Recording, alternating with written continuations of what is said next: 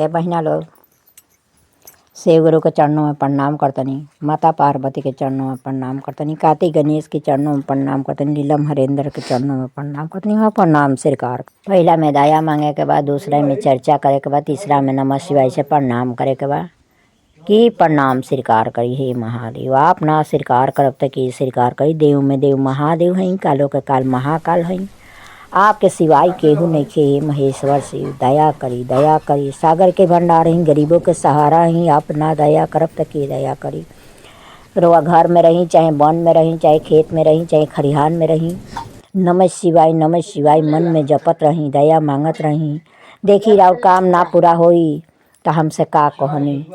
काम गुरु जी के 3 काम करत रहब त अनेक मन पसंद फल मिलत रहता। करोड़ों लोग इनका पीछा घूमत रहता। काहे? गुरु जी दया करतनी तभी तो। गुरु जी दया ना करती तो करोड़ काहे? गुरु जी दया करतनी तभी तो। गुरु जी दया ना करती तो करोड़ों लोग घूमित कैसे। यही पर चर्चा दे रहल बानी, बहिना सुन ली हमर चर्चा। एक ने नाउन रहली तो उनका जवानीए पर पति छुआ गलन। 4-5 महीना बियाह कैला भई रहे। उनकर पति छुआ गलन, उनका बाल बच्चा ना रहे। रोवत रहली, कहीं करे जास उनका के नाउन जाती हवी तो कहीं के 17 घर बा, 17 घर के पौनी हवी तो जास लो तो कस लो कि विधवा नौनिया आ गई, विधवा नौनिया आ गई। उ बेचारी रोज शिव मंदिर धोवस, शिव मंदिर धो के मुड़ी पटकस, रोवस, कहस कि हे भगवान, हे शिव गुरु, हमरा के काहे आप ऐसन बनवनी कि एक बालक न दिहनी और दूसरे में सुहाग छीन लिहनी। हम का करी? हमार जियल हराम बा, रउआ हमरो के ले ली, आँख मूंद के हमरो के ले ली। हमरा जियला में कुछ सुख नइखे। रोज रोवस, रोज मंदिर धोवस तो पार्वती जी के बहुत दया लागल। मेहरारू के सहारा देली लोग, दया बहुत लागल। तो कहली कि ये महादेव, एक उनका के बालक दीही। तो कहता कैसे दीही? देव तो दुनिया हंसे पर तैयार बा, बहुत आदमी हंसे पर ठट्ठा मारे पर तैयार बा, हम बालक कैसे दीही? कहता कि ना, रउरा देवे के पड़ी। तो कहलन कि ठीक बा, सोचे द 5 मिनट। सोचला के बाद हम उनका के बालक देव। वो बाझिन रोई के मोरी ना, हम बालक देव। वो विधवा रोई के मरी ना, हम बालक देव। गुरु जी कहनी कह के सोचे लगनी तो सोच लिहनी तो उनका हाथ में फोरिया कहनी। मंदिर हो जौना हाथ से धोवा तरी आ जौना हाथ से पूजा कर तरी, दहिना हाथ में उनका के फोरिया दे दीहनी। वही फोरिया हाथे मंदिर धोवस पोछस, जो धो पोछ के आ 5 हाली अपन सर पटकस शिवलिंग पर कि हे महादेव, हमरो के ले ली। आ उ जानत ना रहली नाउन कि हमरा हाथ में महादेव काहे के फोरिया दिहनिया। उ जानत ना रहली। मंदिर धोवस, धो के मुड़ी पटकस, 5 हाली पटकस। 5 हाली के पटकला के बाद उठस, कहस कि हे महादेव, रौरे सहारे जिए के बा, रौरे सहारे मरे के बा। हमरा के बालक ना दिहनी, हमार सुहाग छीन लेनी तो हमरो के ले ली। हमरा जियला में कुछ सुख नइखे। रोवस गावस, मुड़ी पटकस। त का भइल?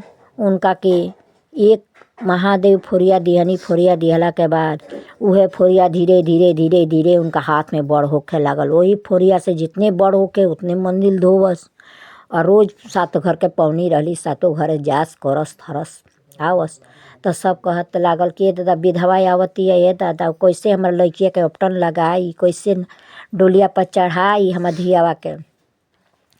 का भइल कि उ फोरिया 1 दिन के बाद पर 9वां महीना भइल तो फोरिया फूट गई। आप रूपी फूट गई तो फोरिया में से बेंचा निकलल तो बेटा मान लिहला। जब हाथ के फोरिया फूटते आई के कोरा में बेंचा बैठ गई। कहलस कि मम्मी मम्मी हमको खाना दो, भूख लगा है। तो कहा कि जात के बेंचा वही के बेटा माने लगली। बाबू कहस, भैया कहस, सोना कहस, धन कहस। उनका के खियावे लगली, खाना दिहली, खाना खैलन। और जात के तो बेंचा रहबे कैलन। बेंचा ना रहलन, उ राज को किल रहलन। उनका सोना बेटा रहलन।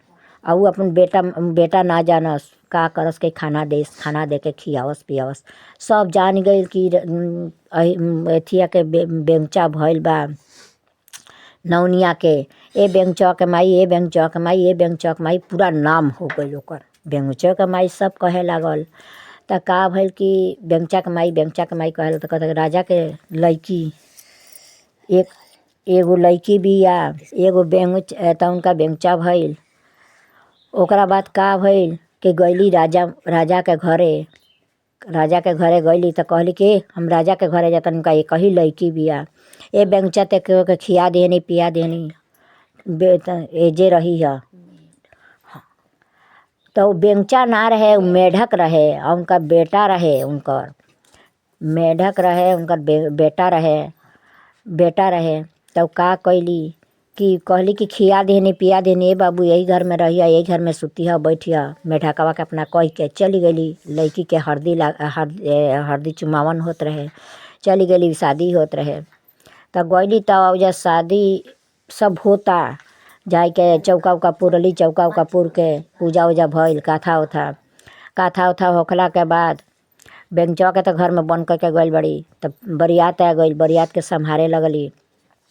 उ का जानली कि बेंगचा मेढक हमार चली आई हैं। आय के मेढक का कैलन कि उनकर अलमारी रहे, वो अलमारी में छुप के बैठ गइलन। छुप के बैठला के बाद से गुरहथी भइल। गुरहथी होके दुअर पूजा लगल, दुअर पूजा के बाद गुरहथी भइल। गुरहथी के बाद सेंदूर पड़े लागल। तो सेंदूर पड़े लागल तो बेंगचा मैं तमाशा देखेला। तो दूल्हा के ना सिखावल जाला कि हे तरह सेंदूर डाल लड़की के मांग में। तो लड़कवा के सिखावे ला कि सोना से सेंदूर डालो, सोना से सेंदूर डालो। तो लड़कवा के सिखाओ तो का करता बेंगुचा ऐसा कूदल सिंघोरा पर कि लड़की के भर मांग सेंदूर हो गई। जब भर मांग सेंदूर हो गई तो लड़की कहते कि हाँ अब हमार शादी दोहरा के ना होई, हमार शादी हो गई। पापा यहाँ से जल्दी हटाओ बरियात, हमार शादी हो गई, हो चुकल। तो कहल कि ना तार शादी भइल का, सेंदूर गिर गई तो शादी हो गई।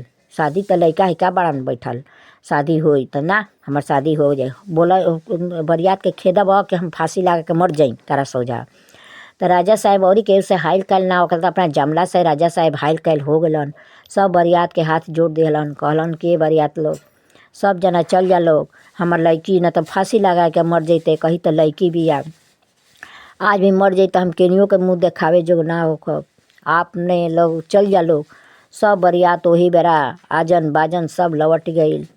लौटला के बाद राजा साहब कहली लड़की घर में जाके केवाड़ी हन दिहला। 2 दिन के बिहान भइला लड़की खोलतिया, रात भर केवाड़ी बंद में बिया। कहलत कि पापा बरियात गइल कि बा, बरियात बा तौनो कह, चली गई तौनो कह, ना तो हम यही में फांसी लगा के मर जाई। तो राजा साहब कहलन कि ए बेटी बरियात तो रातिए चली गई, केवाड़ी खोल, तोहार मन इच्छा बात तू अपन कह, हमसे ना कहबू, मम्मी से ना कहबू तो केकरा से तू मन इच्छा बात कहबू।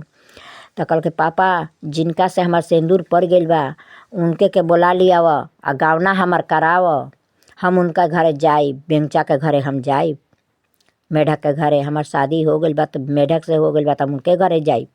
करके हाँ ओकरा ना नौनिया के मड़ई बा, ना कोठा बा, ना अटारी बा, टूटही मड़ई में जियतिया नौनिया, ओकर रमपति बा, ना ओकर बेटा बा।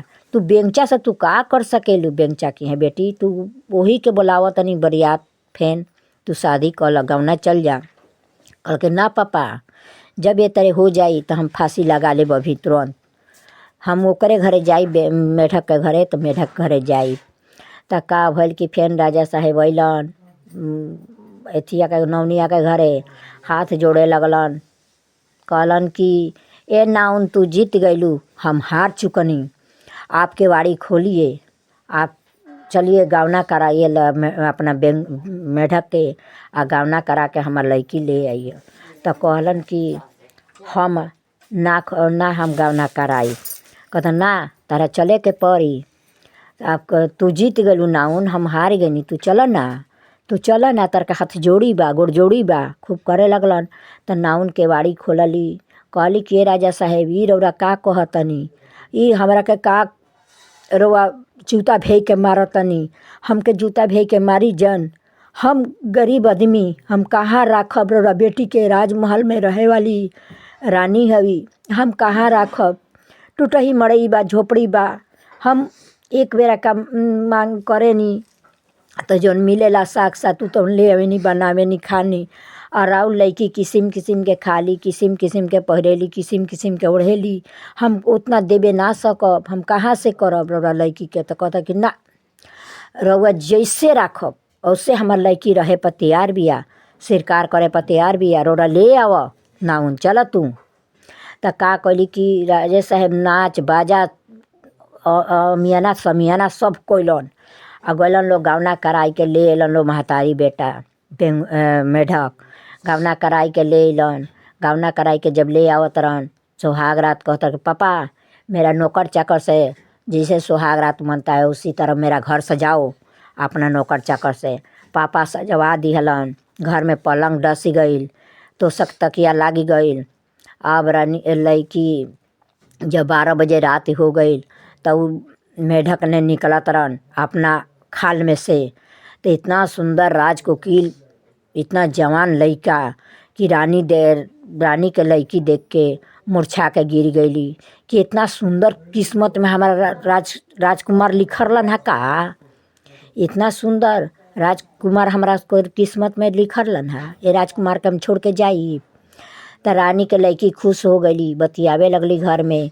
त लड़का बाप महतारी भी छटपटा तरी आवतरी जातरी आवतरी जातरी कहतरी कि घरा में केहू के बोलौले बाड़ी का बतियावतरी, ये घरा में केहू के बोलौले बाड़ी का बतियावतरी। तो 3 दिन से बात सुनस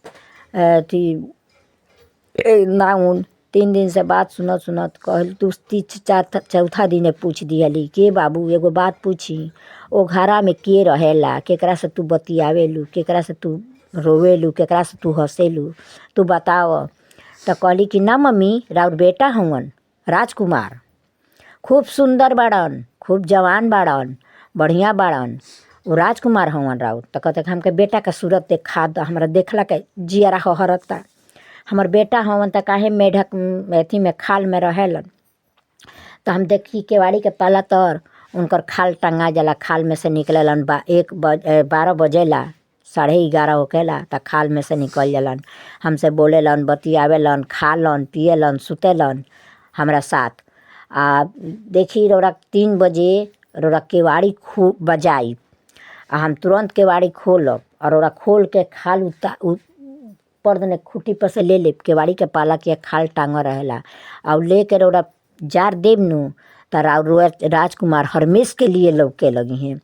तो सुन लियली तक उहे काम कैली उनकर महतारी का कैली के पर्द ने खाल पर पड़ गई हाथ, खाल पर लड़का देखत नहीं थी, हाथ खाले पर हाथ डाल दिहली, लेके फूक दिहली जार दिहली। राजकुमार निकल के कहत रहे कि माँ हम बहुत दिन तर से छुप के रहनी आ, अब नहीं चाहत छुप के रहल, अब खुलेआम रहल चाहतनी।